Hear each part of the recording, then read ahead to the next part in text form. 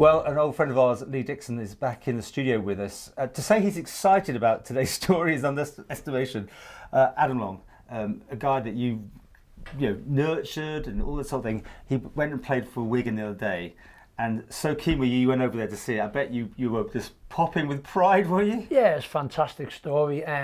Obviously, Adam, I got tipped off on Friday that there was a very good chance that Adam would be making his debut on Tuesday night for the first team. They rang me up, Wigan, and told me, and so I sort of knew that it was in the pipeline. I got confirmation on Monday, and as it turned out, I was going to be over there anyway with my daughter Monday, so it just allowed me to keep my ticket open and stay over to go and watch him make his debut at 16 years old for Wigan's first team. So absolutely fantastic, and obviously very exciting because it's what you dream of all your sort of life, of being involved with kids coaching and try to develop the younger kids at St George's and with MIFA and with the FA teams and whatever. It's what you want to do, and then when it actually happens, it was obviously a great feeling. Now on their website, they very proudly put the first Isle of Man born player to play in the UK. That's not in. There's a bit of a twist on words there, and you can look at it from many angles, and I don't think it's completely true. And I sort of tried to. I spoke to Wigan regarding this. I think he sort of, on the basis that he's the first kid to come through a system as an apprentice and make his debut, I think that would be right. Okay. There's been others who've left the island. I know Niall Cummins played in an FA Cup game last year, which was live on television, and did exceptionally well. Their thing is that wasn't a league fixture. Okay. I think Justin Jackson was born in Nottingham. David Coles was born somewhere else. So I wish I'd asked the question. There's an awful lot of stuff, Paul. Yeah, the fact is, he's a kid, he's 16. I certainly don't know anyone to make their debut for an English league club at 16 years old. We've had Kieran Tierney, if we can make claim to him up, but he's up in Scotland. How did it come about? Because I know you, but other people have really sort of helped along the line. There's a lot of people, Paul, played their part in this, and it's very, very important that people are aware that so many people have been part of this massive jigsaw for Adam from when he's been such a young lad. I mean, the coaches at Union Mills Kids set up who had him, Jeff Dobbin and John Batty have put so much time into Adam, developing him as a kid, and they've had a fantastic team, but they've been fantastic in what they've put on offer for him really in them informative years. Gaz Lloyd at the Development Centre, who I know Adam's very close to and has done a lot for Adam.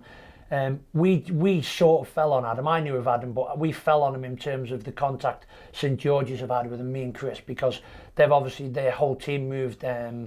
Jobs not come up to us last summer, and might have been circumstantial, but I think he arrived there at the right time when he needed that little bit of rough edges knocked off, and we given him the toughening up process.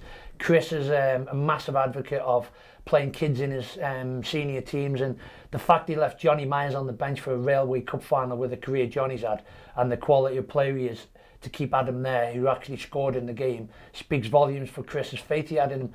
And I know that's now stood him in fantastic stead going forward in terms of how Wigan have looked upon his development.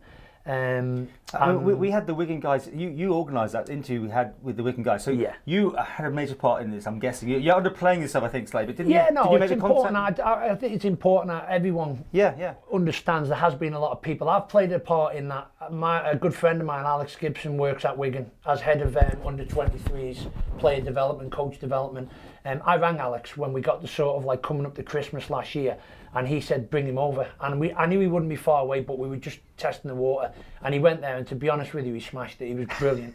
And off the back of that, then they've offered him a scholarship, and we've had this relationship because I speak to him a lot and I go over there a lot to see the academy working, and obviously they visited here to try and give something back. But one of the major things, and it's quite crazy how your life in football can change, but Adam, last Tuesday, Warrington Town needed a centre-back on an emergency loan deal on that day. And they said, can you send us a centre-back?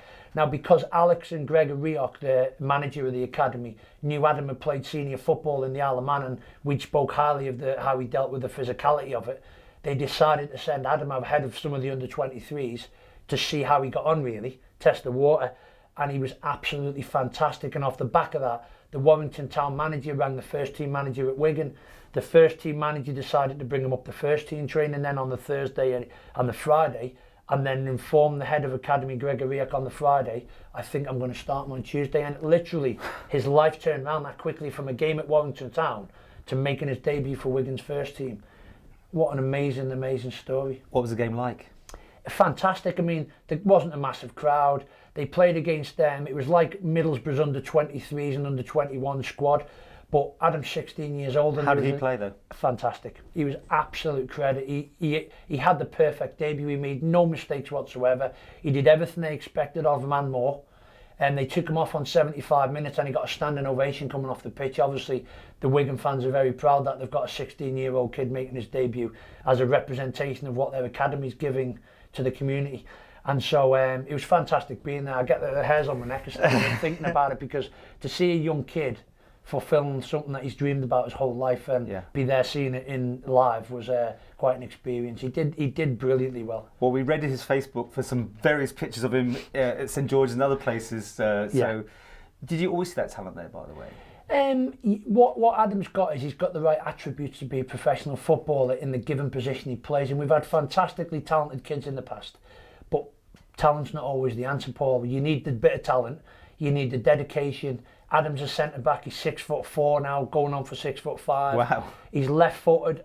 They're hard to come by, few and far between. And so when you get a left-footed centre back at that height, who's quick, he's aggressive, he's got great attitude towards the game, along with the things he's had put in as part of that jigsaw. I said as a young kid, he had all the right things there. And when we chucked him over to Wigan, he gave them all the right answers they were looking for, and has continued to do that ever since. Okay, well, we're home to talk to him at some point, but now, of course, the press machine takes hold of him, and he's like very protected now in this big adventure of his lifetime that's going on. Yeah, of course. I mean, Adam's coming from this very little insular world we live on in the Isle of Man, and so everyone wants a part of that story, and that's fantastic for Adam. It's something the other kids at Wigan aren't getting. Yes, they'll get the exposure through Wigan over their end, but obviously this is like a little mini world we live in here. And so obviously Wigan are very conscious that they keep the tabs on them kind of things, which is right. You know, and it's exciting for Adam, and to be honest with you, he's that laid back, he's nearly asleep with it all.